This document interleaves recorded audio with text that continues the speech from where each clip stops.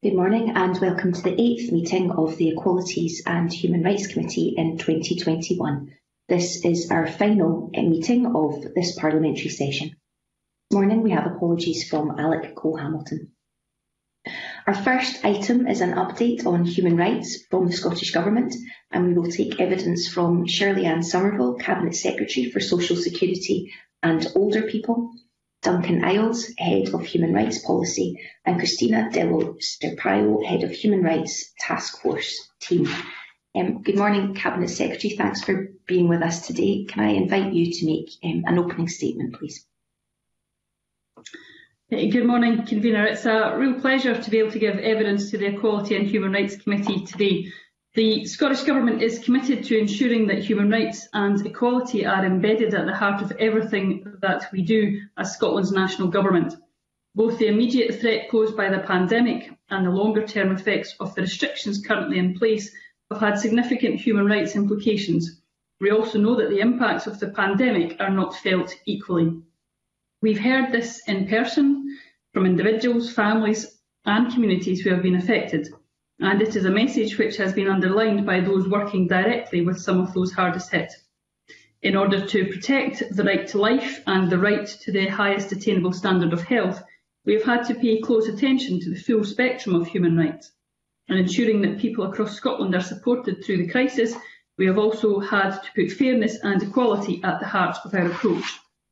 For example, recognising the disproportionate impact of the pandemic on minority ethnic communities, we set up an expert reference group on COVID-19 and ethnicity and awarded grants in excess of £600,000 to provide direct and tailored support. We've worked closely with disabled people's organisations to understand and mitigate the impact of the pandemic on disabled people and provided almost £275,000 of funding to support their work. The Social Renewal Advisory Board was also established to focus on tackling poverty and disadvantage and advancing equality. We've sought to address the unequal impacts of the pandemic throughout our work, and we are continuing to do so as we roll out the delivery of the COVID-19 vaccine across Scotland. This is about more than just logistical challenges of delivering a vaccine programme. We know, for example, that there is an overlap between some groups that are disproportionately affected by COVID-19 and those most likely to be vaccine hesitant. We are working with key equality organisations to identify challenges and take action to effectively reach those communities. As our work towards recovery continues, we must also take action to secure the progressive implementation of rights. That means continuing our efforts to put in place mechanisms which enable everyone in Scotland to understand and assert their rights. By extending and enhancing human rights, we are working to support individuals to enjoy their rights in full and live with dignity. Some of the examples of this work have included, in recognition of the increased risk of the increased demand for support for adults and children facing gender-based violence, we have significantly increased levels of funding for our work to tackle violence against women and girls, including prevention work and support for frontline services. Achieving a fundamental shift in the way children's rights are respected, protected and fulfilled in Scotland through the UNCRC Incorporation Bill passed earlier this week. The bill will deliver a revolution in children's rights, helping to make Scotland the best place in the world to grow up. Also a commitment to advancing equality for LGBTI people, including funding for a range of projects to tackle inequality and realise rights right across Scotland. We are also developing our new equality and human rights mainstreaming strategy as set out in last year's programme for government, which will ensure that the voices of those impacted shape our approach and policies. The work of the National Task Force for Human Rights Leadership will be central to our ongoing efforts to extend and enhance human rights. The task force has published its report containing a number of recommendations, including that 3 UN treaties are added to Scots law that enhance human rights for women, disabled people and minority ethnic communities. These recommendations from the task force are bold and ambitious. In total, 30 recommendations from the task force have been accepted by the government, including measures which will, for the first time, improve equality and human rights on an environmental, social and economic cultural scale. The recommendations include bringing together these rights, which belong to everyone, in one place, incorporating and expanding upon the UN treaties, as well as creating additional legislation to protect the rights of LGBTI people and older people. The recommendations from the task force build on previous and ambitious human rights work. and the recommendations will help underpin the new legislation and put Scotland firmly at the forefront of human rights leadership. And I would like to thank the task force for all their work. The committee has received a number of written updates recently. This, of course, included activity relevant to both the pandemic and the growing inequality, poverty and food insecurity caused by UK government policies. I look forward to discussing all these crucial issues with the committee this morning. Thank you, Cabinet Secretary. We'll move straight to questions, and if I can bring in Alison Harris, please. Morning, Cabinet Secretary. I would really like to ask you about, the subject of human rights has officially been added to the committee's remit. So what impact, if any, do you think this will have on the scrutiny of human rights in the Scottish Parliament? Cabinet Secretary. Well, I think this is something which is to be warmly welcomed, and the Scottish Government has supported this decision. I think it's the correct decision in principle, but I also think the committee's work during this session has demonstrated the usefulness and effectiveness of this. It might at times not have been comfortable for government ministers when we've been in front of the committee, but that is indeed, I think, the point of scrutiny and ensuring that we're holding government to account. There is obviously a challenge, and it's the same challenge as we have in government, as to ensure that because we have Equalities and Human Rights Ministers and the Parliament has an Equality and Human Rights Committee, that equality and human rights is not something solely for the Equality and Human Rights Ministers or the Parliament Committee specifically for that. Equalities and Human Rights is obviously something which is something for all committees within the Parliament, just as it is for all government ministers. And I'm sure this committee has demonstrated that mainstreaming in their work and in their encouragement to committees. And I'm sure that the committee in the next session will do so likewise. But in principle, I think this has been a good step, and I think it's proving its effectiveness. Alison. Thank you. Will you commit to undertake and resource a human rights tracker tool for Scotland that would be beneficial to all stakeholders, officials, public authorities, stakeholders and rights holders? Cabinet Secretary. So our response to the committee's Getting Rights Right report and the recommendations that came from that showed that we were in principle in support for a publicly accessible international treaty monitoring database. Officials have since then carried out further scoping work, and there has obviously been liaison with, for example, the Scottish Human Rights Commission on this issue. The committee will be aware that there are options that are available in other parts of the world, and there have been demonstrations of software, for example, around the New Zealand National Plan for Action, and that was organised by SPICE and attended by Government and Parliament, and of course SHRC as well. There will need to be a lot more work done on this. There's a considerable amount of work that will need to be done to make sure that any system that is put in place actually works for Scotland. So there are obvious potential for the treaty monitoring database to align, for example, with the National Performance Framework, which in itself includes an explicit human rights national outcome. So any implementation in Scotland would, of course, have to be very recognisant of the context, and a customisation would have to take place in that. Now, where we're at the moment is that we haven't got to a stage where a detailed implementation has been costed. So I'm not at this stage currently able to give a definitive commitment to deliver such a database, but we are very keen as a government to work collaboratively with the SHRC, Parliament and so on to undertake the furthering scoping work that is required on this. I suppose in summary, just to conclude, Convener, we do really see the real attractions to such a mechanism, and we are keen as we move forward with the scoping that this is done, co-designed, co-produced with others, not something that obviously solely sits within government. If we want to get that right, then we do need to have that co-production and co-design as we move forward. Thank you. Alison, are you content? No, thank you. No, I'm content with those responses. Thank you. Okay. Alexander Stewart, please. Thank you, Convener. Good morning, Cabinet Secretary. I'd like to touch on the human rights framework. You talked about there in your opening statement about the task force report, and we are aware that the agreement was reached collectively about what was included within that, but there were a variety of views that came across. So can I ask the Cabinet Secretary, can she enlighten the committee to which areas were more difficult to reach an agreement on? Cabinet Secretary. Well, I suppose as is to be expected when there's a very large group of passionate people around the table, members will have a range of views during the process. What I think is actually remarkable is that we did come together and work to have such a bold statement and recommendations that were unanimously agreed. And I would pay tribute to all the task force members who really did work tremendously hard over very difficult circumstances, because obviously a lot of this work was done during COVID to get to that point. I'll not go into the detail about some of the discussions of on that. I think that would be unfair to the task force members.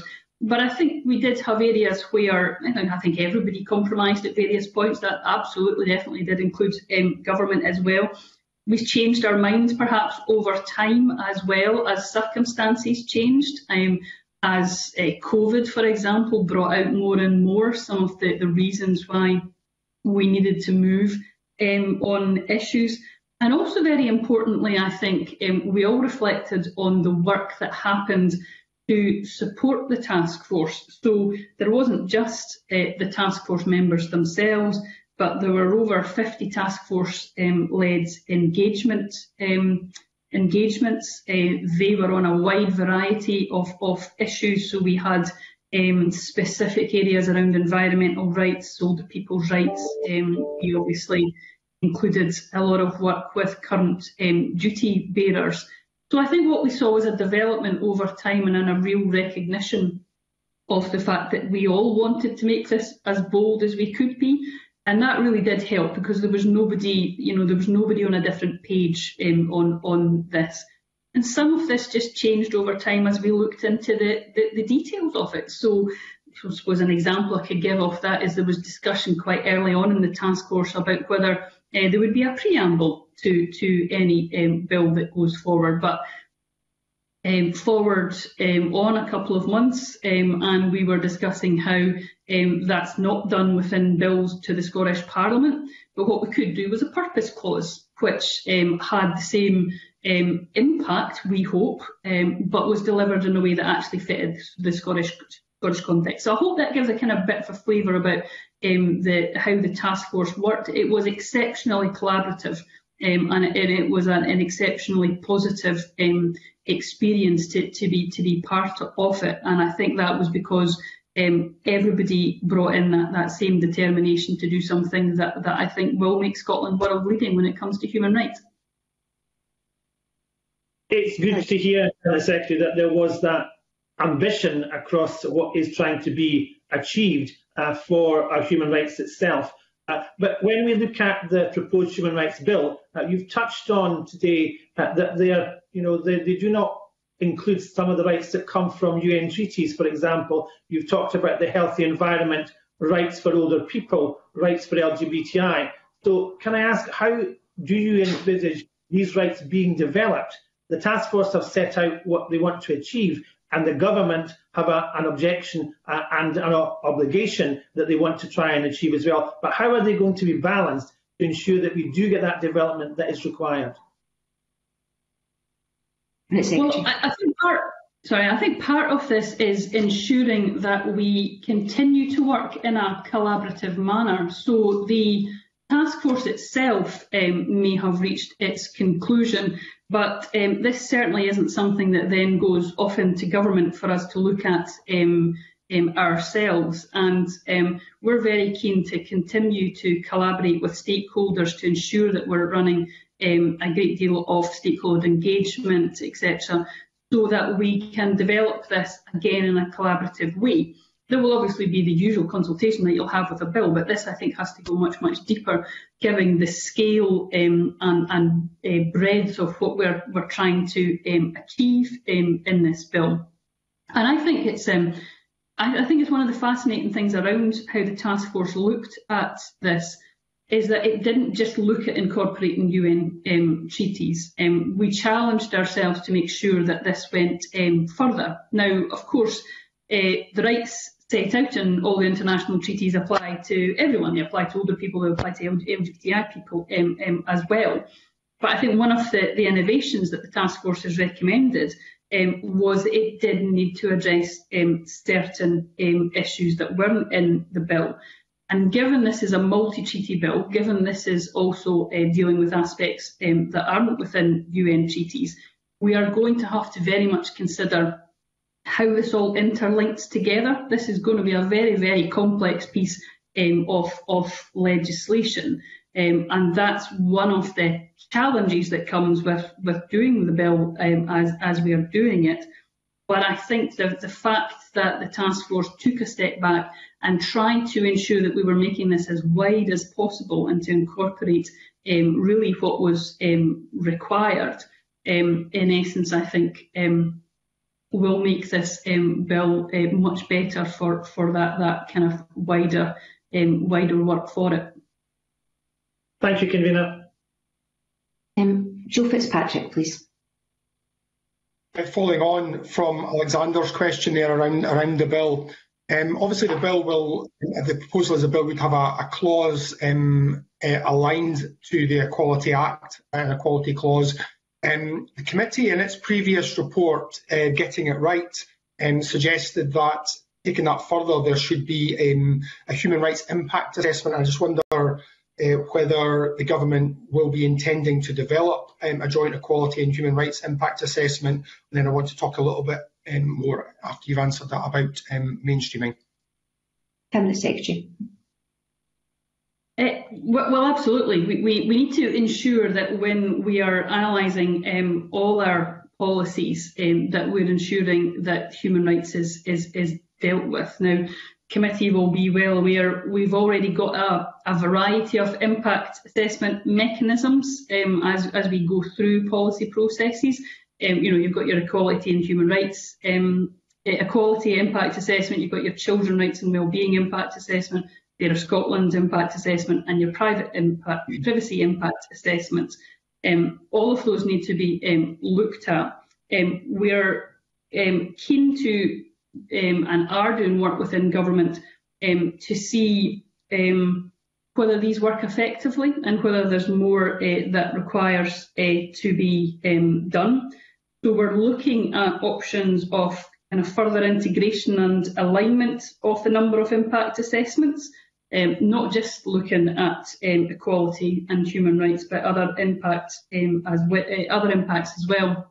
So we haven't reached a conclusion. That work's not completed as yet, so I don't want to kind of rather preempt that work, but I hope can reassure the committee that this is something that we're looking very seriously at to make sure that all the impact assessments that we do within government are as effective as they should be, and that obviously will include a determination to ensure that when we are going through our analysis of human rights, that we are taking that into account as we go forward. So we're really looking at, I suppose, the most effective way that we can assess equality and human rights on this, develop that kind of evidence-based decision-making that I think we all will look for as we move forward. And I'm sure the committee will be updated on this in due course once that work has reached its conclusion.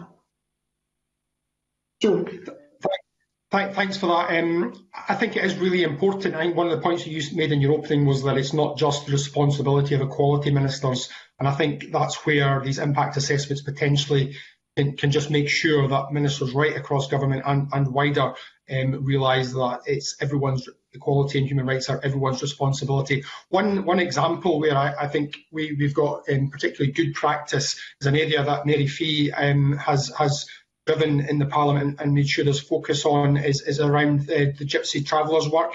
And I know from my time in government that a real focus was placed on that work within government, being focused by the Minister for Older People and Equalities to make sure that it wasn't just her responsibility, but the whole of government was delivering on the aspirations to improve the human rights of that group of our population. I just wonder if you can maybe talk a bit about how we're learning the lessons from that work of the working group to make sure that equally other human rights are seen as across government and not just your own and the Minister for Older People and Equality's responsibility. Cabinet Secretary. Thanks. First, I would absolutely pay tribute to the work that Mary Fee has done on this issue throughout her whole time in Parliament, and I think she has challenged the government, ensured that we are moving as quickly and as effectively as we can, and I hope she's certainly found particularly Christina McKelvey's willingness to work on this issue and her passion to work on this issue is something which we can work across parties on. We have looked very carefully at this issue, and the work that's been going on has had to be extended because of the impacts of COVID, but the actual work that has gone on in Gypsy Travellers, I think has been a very good example of the cross-cutting nature that you can have within government. So, for example, one of the biggest issues for the Gypsy Traveller community would be around housing, and the work that Kevin Stewart has put in as Housing Minister, working really closely with Christina McKelvey around housing, and the fact that Gypsy Traveller needs are integrated and recognised within the Housing 2040 work that has gone on, I think is a testimony to how you can have effective cross-government working, and I would hope this is something that would absolutely continue. As I say, we've worked also very closely with COSLA as we've gone through this process, absolutely working in partnership with them. So it not only demonstrates cross-Scottish government working, but I think the working of Scottish and national government that can work very well in this area too. So it's a good example, I think, of that work both within the Scottish Government with COSLA, but also importantly with members of the Gypsy Traveller community as well. And we shouldn't be developing policies without that ability to have lived experience as an integral part of that policy making, which again I think has been a very good example in the Gypsy Traveller work that's been carried out within government. Thanks very much. That's really helpful. Okay, Mary Fee, please. Thank you very much, Convener, and good morning, Cabinet Secretary. I want to ask you a bit more about mainstreaming human rights, but before I come on to that, I just want to pick up the point that Joe Fitzpatrick made about Gypsy Travellers, because you'll know there's the Gypsy Traveller Action Plan. There is now a pot of money being put into mental health for Gypsy Travellers, because there are specific issues with Gypsy Travellers and mental health. And I suppose the one word of caution I would use, whilst there has been a huge amount of progress made with the Gypsy Traveller Action Plan and the engagement with the community, there is still, in some parts of the community, an element of frustration that the involvement doesn't come right down to grassroots. So I suppose if I was to say something, it would be just to make sure that it is completely inclusive and all of the voices are heard, because there is a concern that sometimes voices are missed out. Well, it's a massive piece of work and it's a really good piece of work. A watching eye needs to be placed on making sure it is completely inclusive. However, if we use the Gypsy Traveller, sorry, Cabinet Secretary, if we use the Gypsy Traveller Action Plan as an example of how we can really drive change and drive progress within a community of people, do you think the work that's been done on the Gypsy Traveller Action Plan and the way the community has been included is a good way of involving people as you move to expand mainstreaming across the budget? Is that a good way to do it? If you could replicate the action plan and say, we need to do this, this is how we can drive it forward through all the different little pockets of the budget process? Cabinet Secretary. So on Mary Fee's first point, I'll absolutely take that on board, and I think that's why we will miss her from the Parliament, because we have moved forward on this, but there is always room for improvement, and there always needs to be someone there to make sure that we are following that through. And I would give certainly my commitment, and Christina McKelvey would as well.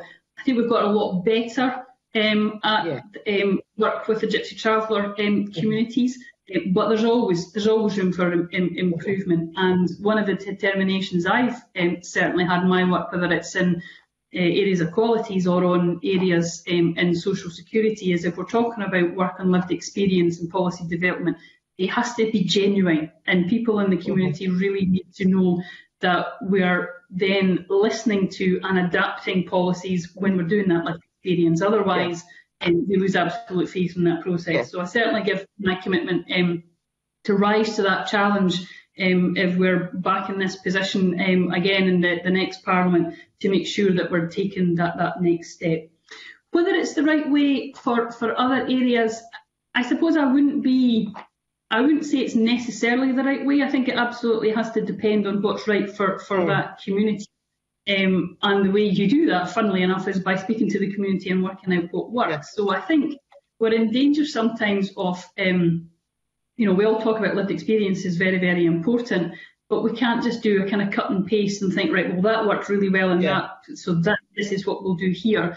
So it's challenging ourselves to think that we're actually doing it effectively. And again, the best way to do that is to work through, to really learn from the examples where it's worked really well. And I think we now do have some really good examples within the Scottish Government. I would say I think the Gypsy Traveller is one of those good examples, considering the kind of history of disempowerment that has gone on in this area.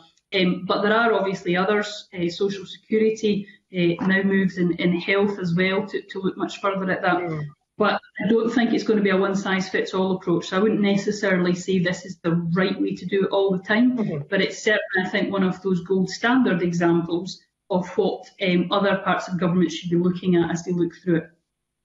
Okay, that's very helpful, and I welcome your commitment to keep pushing on Gypsy Travellers. I really do appreciate it. One of the issues that we hear every time we have people giving evidence to the committee about the budget is how you follow the budget line through from the very start when the money is committed and the outcome at the very end. And it's difficult following that money. So how can you ensure that when you put the specific angle of human rights on something, how will you, what tools will be put in place to make sure that you can actually follow the money? And will publishing a human rights theme actually help to focus and to drive that budget process through so you can actually follow the line? Cabinet Secretary. Well, I think this is one of the areas, again, where I think the Scottish Government is doing well compared to maybe other parts of the UK or other countries in transparency for budget around the Equality and Fairer Scotland budget statement, for example. However, I would absolutely say this is one of those areas where we have to continuously challenge ourselves to do better. I think it was just earlier this week, actually, Kate Forbes and myself had a meeting with the Equality Budget Advisory Group, who I know are looking at a number of issues to make this area of the government's budget work much more transparent, much more responsive. Because I completely take the point that this is a complex area, and that includes, whether it's within government, parliament or stakeholders, trying to analyse the budget. And we had a limited amount of time to discuss things with the group earlier this week, but I certainly took a lot of hope from what they were saying, that they will come forward with suggestions, recommendations that government might want to look at improving things in future years. We haven't stayed still on the Equality and Fairer Scotland budget statement. That has changed over years, and it can't stay as it is, because I do think there's absolutely room for improvement.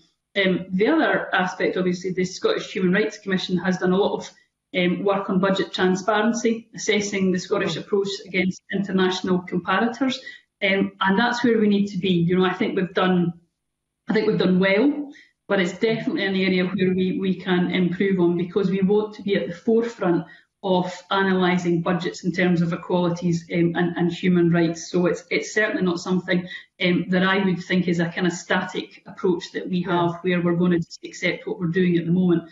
I'm certainly very keen on it. I encouraged the Equality Budget Advisory Group when I met them, that I was really looking forward to seeing what they were going to recommend.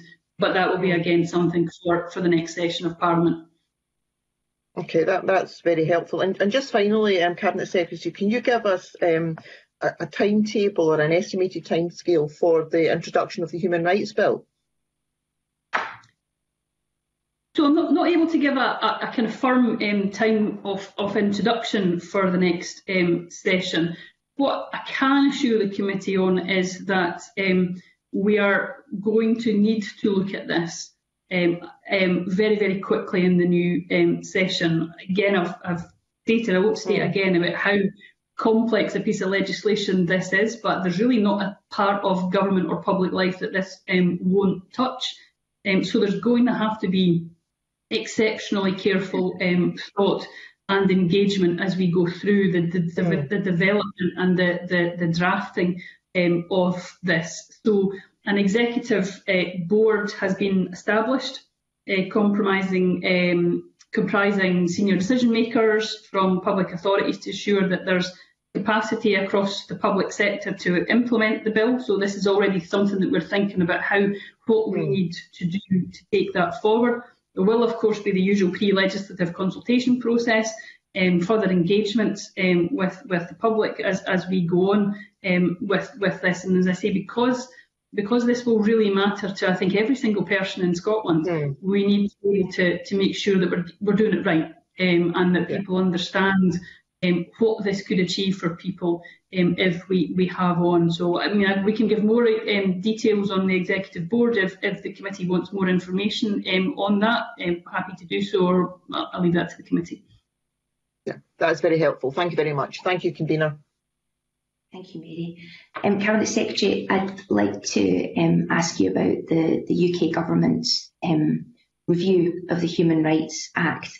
The committee has responded to the consultation, and the Scottish Government has as well. And I think in the Scottish Government's response, it stated that it's made clear that it would robustly oppose any attempt to weaken or undermine UK Government commitment to the Convention. Can I ask how the Scottish Government will respond if the UK Government does decide to go ahead and amend the Human Rights Act?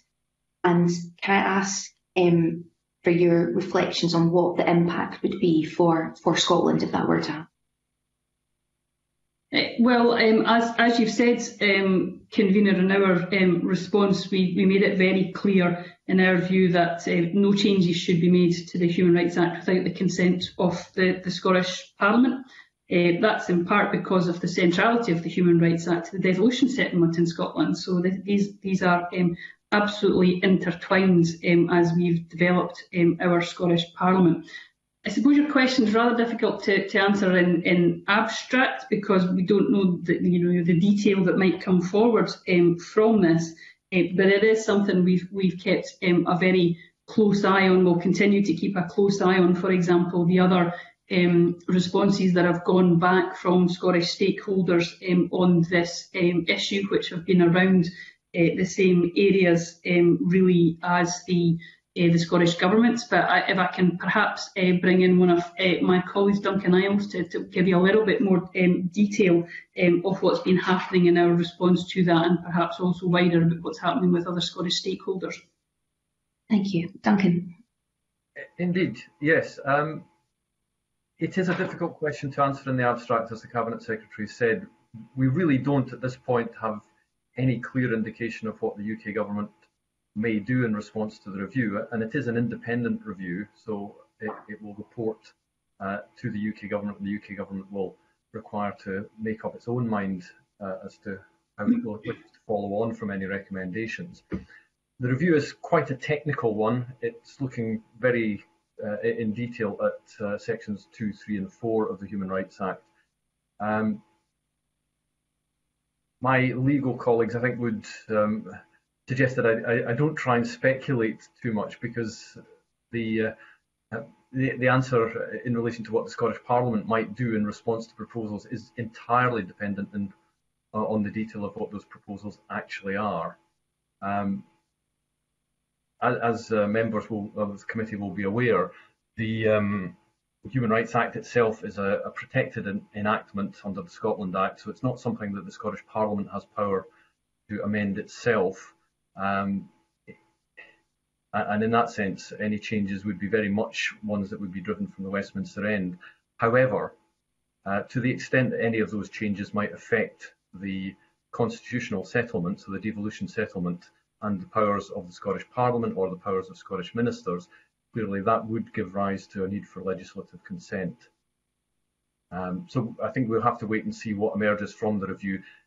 One of the key things I think to emphasise, however, is that the responses that have been published from a wide range of expert stakeholders, expert bodies, are very, very much, overwhelmingly in fact, in favour of keeping the Human Rights Act as it currently is, a highly effective piece of legislation which has proven its worth over more than 2 decades of application. And expert commentary from bodies such as the Equality and Human Rights Commission, the Scottish Human Rights Commission, the Law Society of Scotland, the Faculty of Advocates, Justice, which is the UK branch of the International Commission of Jurists, all of these expert commentators make an overwhelming case for keeping the Human Rights Act as it is without any further changes to it. Thank you. Cabinet Secretary, you mentioned in your opening statement it's been a good week for human rights in Scotland, with UNCRC Corporation and the government's response in terms of creating a Human Rights Act. I wonder if you could give your reflections or bring in a member of the team if you prefer, around whether there will be any conflict between the Human Rights Act and any sort of subsequent Scottish Human Rights Act, were they to run concurrently. So there'll be no conflict between the Human Rights Act and the proposed framework bill. The future bill will incorporate a wide range of new rights into Scots law, as we've already discussed. But the legislative proposals developed by the task force explicitly take into account the existing human rights legislation, and particularly the Human Rights Act, as they were working through this. Again, I'll give the example of the UNCRC bill passed this week, as you say, Camille, and that provides a good example of the fact that there were a variety of rights which are incorporated in the UNCRC bill that are already protected by the Human Rights Act. So although UNCRC bill is broader in scope and covers other rights as well, obviously, examples of these rights are clear as we go through this. The right to freedom of expression, freedom of thought, etc. And it's clear that the bill that we've just passed doesn't modify or alter the Human Rights Act. So I think that's a good example of actually how we've already taken bold action in one area, and the two statutes will operate alongside each other. So hopefully that example kind of reassures what we'll be looking to do with reference to the framework bill as it comes forward. Thank you. Yeah, that's a helpful example. If I could bring in Gillian Martin now, please. Cabinet Secretary, in your opening remarks, you referenced a lot of the work that the Scottish Government have done over COVID, the COVID pandemic, addressing some of the widening inequalities that people have felt in various communities and various people. And we did quite a lot of work in our committee on that, as you know, and we had a quite comprehensive report that we sent to the government. And I wonder if you've got some initial reactions to some of the recommendations that our committee made in terms of the COVID recovery. Cabinet Secretary. Yeah, well, absolutely. The Scottish Government will give a full response to the committee in due course. But I think I would say in my initial kind of remarks that the report really highlighted a number of areas where there has been a clear impact on people. And as I said in my open remarks, people have not been affected equally as we've gone through this. And the impacts have been felt very keenly by certain communities.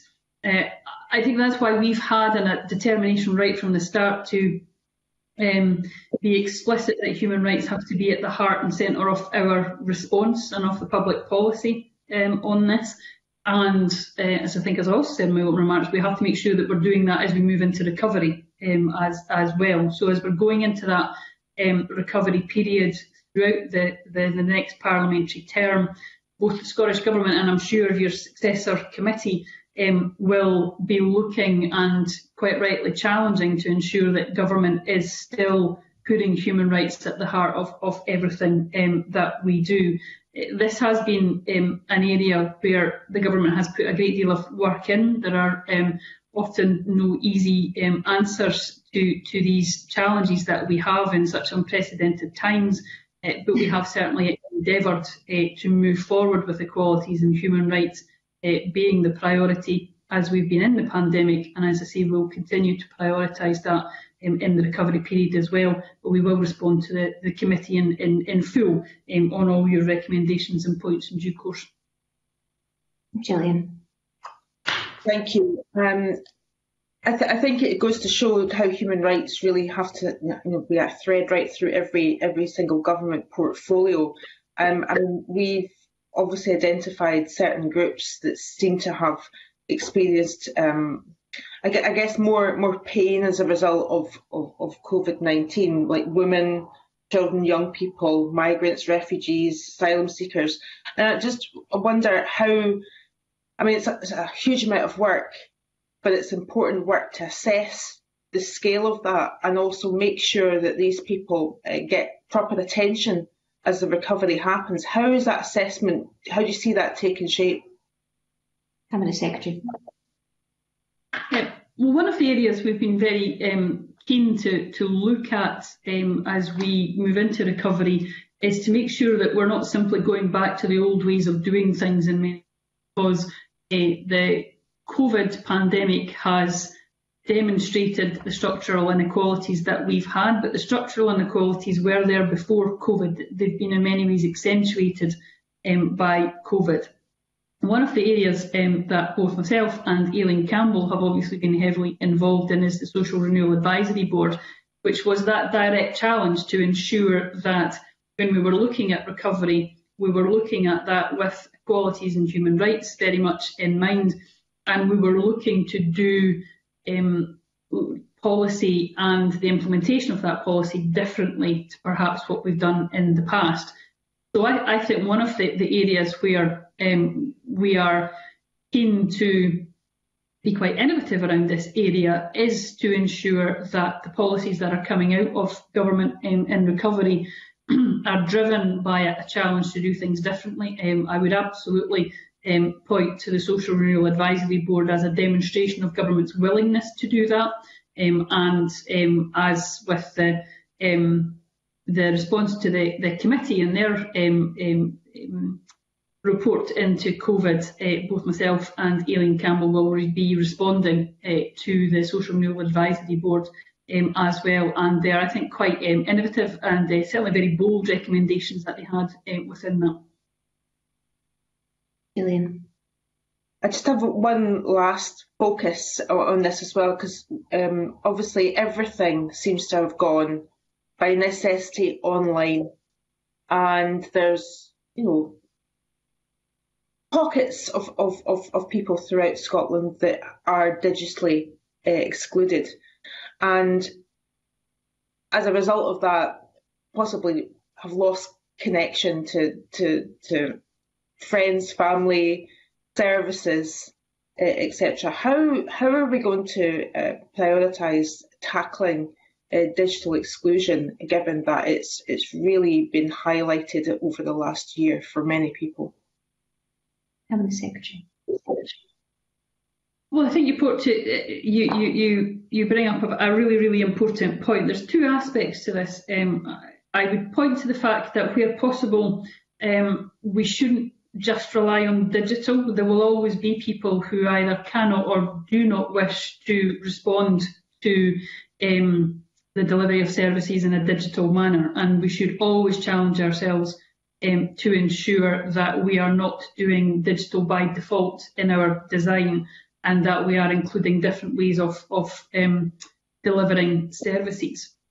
However, we also have to challenge ourselves to tackle those that are digitally excluded that would wish to use digital means of communication if they had the confidence and the capacity to be able to do that. So the Connected Scotland work that we've been doing as part of government has been a very important part of that. The aspects that were in particularly the winter package, where we looked at social isolation and loneliness, and digital inclusion was one of those, and there was I think just over 4 million that went into looking at social isolation and loneliness through digital inclusion. That included work particularly for isolated older and disabled people. So that is one of the areas where the government has been determined to do more during the COVID pandemic.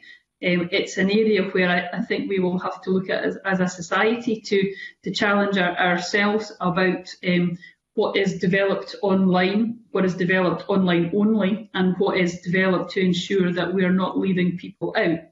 And as I said, I think there's two ways of dealing with that. That might be different in a pandemic than it might be in ordinary life when we get back to whatever normal is. But I think those challenges still remain. Thank you, Cabinet Secretary. I'm going to bring Joe Fitzpatrick back in. Joe. Thanks, Convener. Obviously, these are hugely unprecedented times, and you've talked about the pandemic there a fair bit. Running parallel to the pandemic, though, has been the challenges brought about by Brexit. So I wonder if you could maybe just talk a little bit about how we've dealt with those challenges, particularly in defending people's rights post-Brexit. Cabinet Secretary. Well, this obviously has been an area of great concern to the Scottish Government. We are currently collating evidence to inform how EU exit is affecting equalities groups. We will need to understand how this has affected people's lives, and we are working with organisations to ensure that we're doing that. This really builds on work that was already in train. So, for example, there was work published in January 2020 that warned the EU exit would be highly likely to negatively impact the most vulnerable in Scotland, and I think that has been a concern of the Scottish Government all along. We're continuing to work with stakeholders to ensure that we are understanding that work as that moves forward, but it obviously remains a concern, and that is indeed one of the determinations that drove the Scottish Government in its work with the task force, the Human Rights Task Force, to ensure that we're not just keeping a pace with what's happening in Europe, but we are leading on what we can do in human rights within Scotland to protect not just the rights that we have at the moment, but to further extend those as well. Joe. That's great. Thanks very much, Cabinet Secretary, for that. Obviously, sometimes people kind of think of Brexit as an event which is in the past, but clearly it continues to impact on people's lives. So it's great to hear that is still on the government's agenda. Thanks. Okay, it looks like other members of the committee are content, so that concludes our first item of business. I'd like to thank the Cabinet Secretary and officials very much for their attendance and evidence at this morning's meeting. Before we move into private session, I'd just like to place on record my thanks to all members who've served so diligently on the committee. It's been a pleasure working with folk who are so professional and committed to justice and equality this parliamentary session. I'd also like to say a special thanks directly to all the witnesses and stakeholders who've engaged with the committee over the past 5 years, both before and during the COVID-19 pandemic. Your knowledge, experience, challenge and enthusiasm has greatly helped the committee in its inquiry and legislative scrutiny work, so thank you very much. Our legacy report will be published next week, that will highlight areas of issues of concern which we hope our successor committee will take forward and address in the next parliamentary session, to ensure that everybody is respected and treated with equity. If I can now ask members to move to MS Teams for the private part of the meeting. Thank you.